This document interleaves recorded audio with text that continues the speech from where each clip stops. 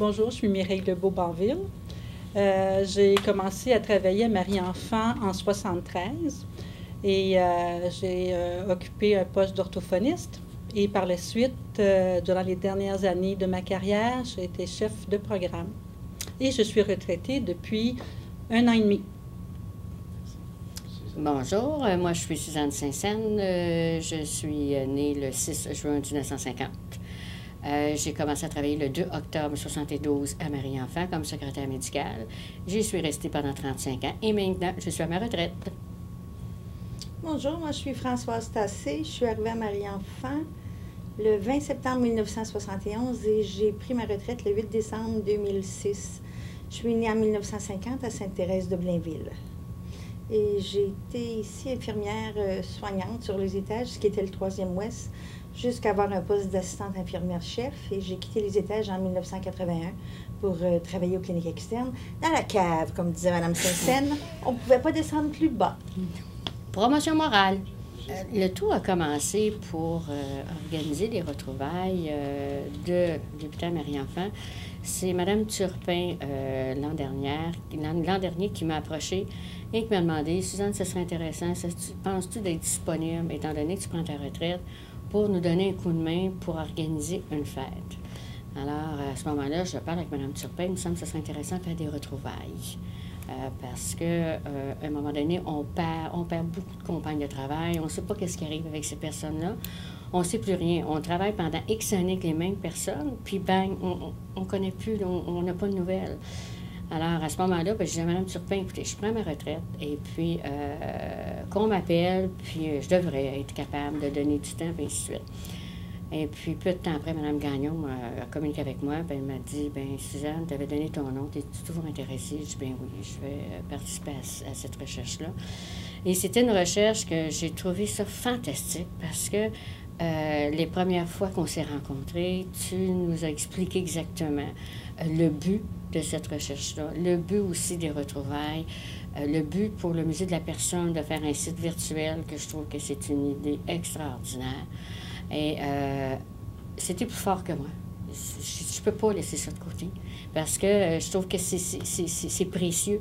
Marie-Enfant, moi j'étais 35 ans Marie-Enfant, et Marie-Enfant, comme on a dit dans les entrevues, c'est spécial. C'est un monde d'enfants. C'est un monde de rêves. C'est un monde complètement à part. On dirait que tu travailles dans de la joie. Quand tu côtoies tes enfants, ces enfants-là souffrent. Ces enfants-là, ils ont une vie qui est difficile, mais à quelque part, ils donnent une leçon de vie. Et c'est pour ça que Marie-Enfant, pour moi, c'était quasiment une idole, parce que c'est fantastique, tout de ce que ça nous apporte.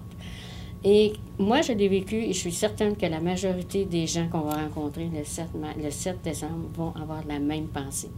On a travaillé pour ces enfants-là. On s'est donné pour mettre un projet, entre autres, pour dire merci à quelque part et à quelqu'un. Entre autres à Mme David pour le magnifique travail qu'elle a fait. Et puis, quand tu regardes tout ça, tu te dis, on embarque. Tu nous as énormément conseillé dans le cheminement de ce travail-là. C'était de longue haleine parce que c'est énormément de la recherche. C'est de la mémoire à aller chercher. À un moment donné, pendant les entrevues, quelqu'un fait une remarque ou te dit quelque chose, c'est vrai, j'avais oublié ça. C'est sûr que tu nous as donné une formation pour nous aider à faire les entrevues, pour être à l'écoute des gens qui ont des messages à nous livrer. Et moi, ce qui m'intéressait beaucoup dans ce projet-là, c'était... pour moi, c'est important l'histoire. Quand tu es un citoyen, il faut que tu connaisses ton origine et tout ça. Et ça a été vraiment l'élément qui m'a accroché, de dire qu'on fait l'histoire de Marie-Enfant. Et pour les jeunes thérapeutes qui sont ici, je trouvais important qu'elles connaissent leurs origines pour qu'elles sachent que durant les différentes décennies de l'histoire de Marie-Enfant, il s'est passé des différents événements et d'avoir une certaine fierté d'appartenir à cet endroit où les gens ont innové et ont dû s'adapter aux différents changements là, qui ont été échelonnés durant toutes ces périodes-là. Et c'était de faire ça, la ligne du temps finalement, de retrouver les éléments, les étapes importantes de chacune des décennies et d'essayer de les illustrer à travers les témoignages des gens qu'on pouvait rencontrer.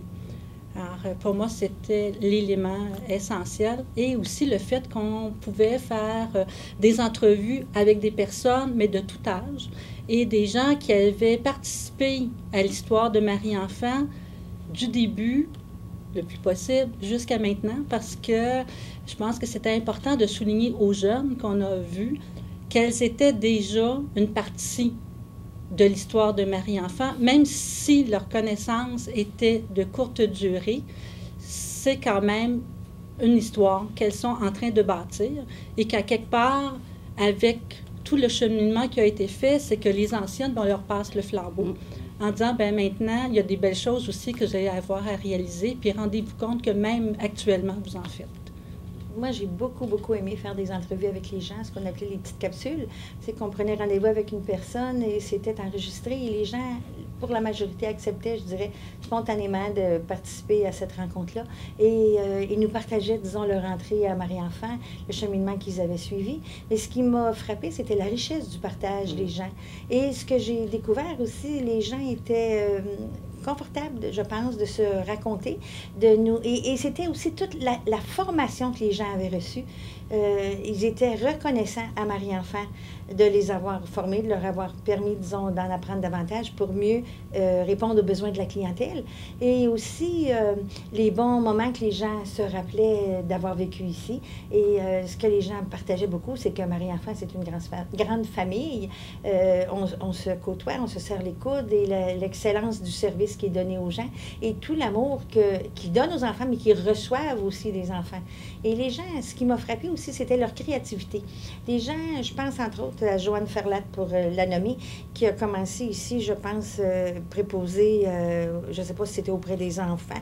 Non, dans ce temps-là, c'était à Marie Rollet, qui appartenait à Marie-Enfant, qui est arrivée ici au service d'orthophonie et qui fait un travail aujourd'hui où, je dirais, elle doit créer des tableaux, des cahiers imagés tout en couleur pour stimuler les enfants à développer leur langage ou du moins à communiquer avec les gens. Pas toujours par le langage, mais des fois, disons, par des images ou par des gestes. Et ces éléments-là sont essentiels là, aussi pour aider le jeune à se réaliser. Et il y a d'autres personnes, je pense à Lise Veskelden, qui nous a partagé et qui était arrivée ici, qui a travaillé comme secrétaire et qui est allée suivre des cours pour travailler en électrophysiologie médicale. Tout ce qu'elle a fait, puis elle est la seule actuellement ici à faire ça. Alors, j'ai trouvé qu'il y avait une richesse de partage. Et ça nous aide aussi, je dirais, à écrire l'histoire de Marie-Enfant.